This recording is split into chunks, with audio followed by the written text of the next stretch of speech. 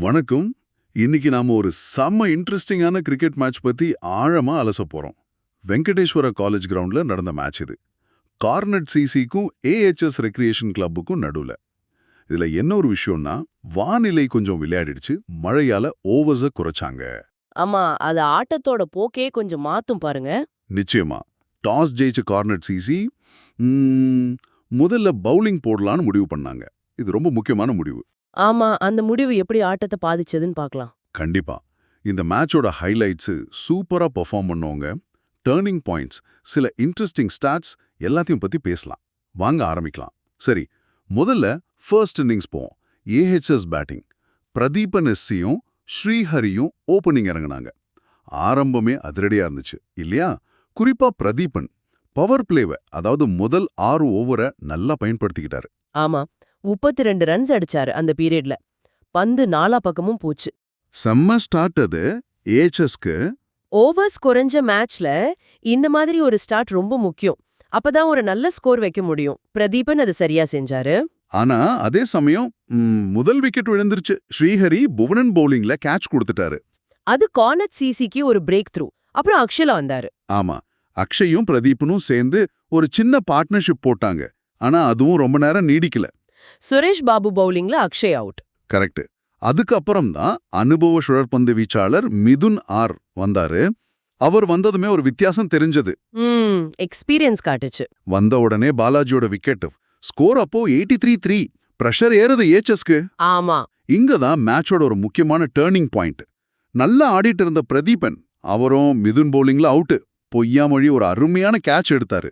அடேகப்பா, அந்த கேட்ச் சாதாரண கேட்ச் இல்ல, அது மேட்சே மாத்தின கேட்ச். ஆமா, ஸ்கோர் 864. இது பெரிய அடி ஏஎச்எஸ்க்கு. நிச்சயமா. செட் பேட்ஸ்மேன், அதுவும் நல்லா அடிச்சிட்டு இருந்தவரு. அந்த விக்கெட் போனது ரொம்ப பெரிய பின்னடைவு. மிதுனோட அனுபவம் அங்கதான் தெரியுது பாருங்க. அதுக்கப்புறம் என்னாச்சுன்னா, விக்கெட்ஸ் மடமடன்னு விழ ஆரம்பிச்சிருச்சு. அப்படியே சரிஞ்சிருச்சு. ஓம் பிரகாஷ் எல்பிடபிள்யூ ஆனாரு. சுரேஷ் பாபு பவுலிங்ல. அப்புறம் மிதுன் விழே ஓவர்ல 2 விக்கெட். அஸ்வத், ஸ்ரீநாத் 2 பேருமே காலி. வாவ், ஒரே ஓவர்லையா? ஆமா, அப்போ ஸ்கோர் 1007.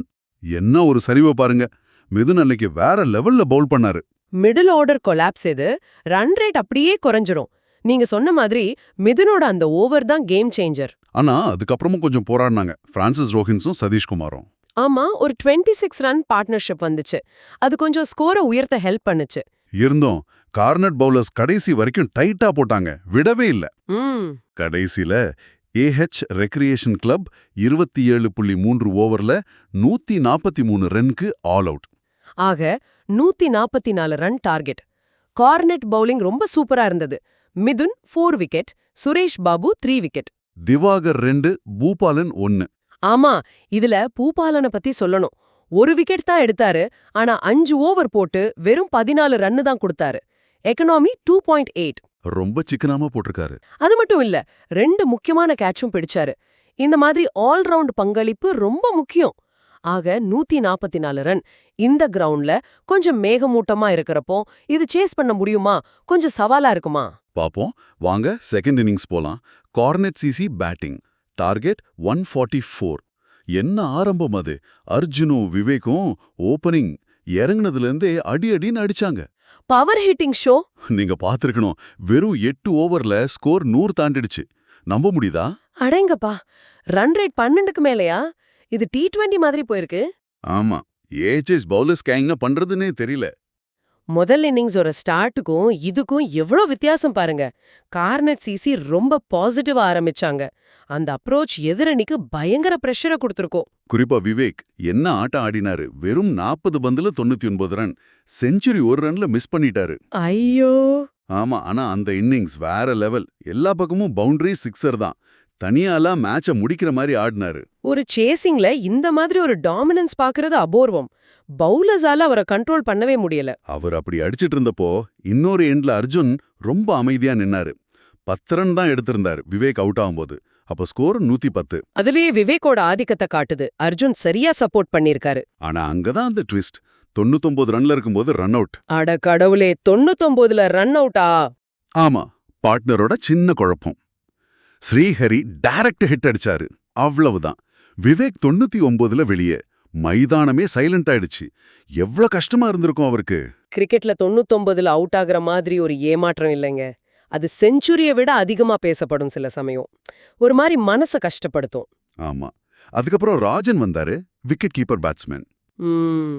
விவேக் சிட் பண்ணி கொடுத்த அந்த பிளாட்ஃபார்ம்ல கார்னெட் சிசிக்கு அதுக்கப்புறம் பெருசா ஒண்ணு கஷ்டம் இல்ல. ராஜன் ஈஸியா மேட்ச முடிச்சு கொடுத்தாரு. கடைசியில கார்னெட் சிசி 15.3 ஓவர்ல ஒரு விக்கெட் மட்டும் இழந்து 143 ரன் அடிச்சு 9 விக்கெட் வித்தியாசத்துல அபாரமா ஜெயிச்சிட்டாங்க. ஏஎச்எஸ் பவுலர்ஸ் கொஞ்சம் திணறிட்டாங்கன்னே சொல்லணும்.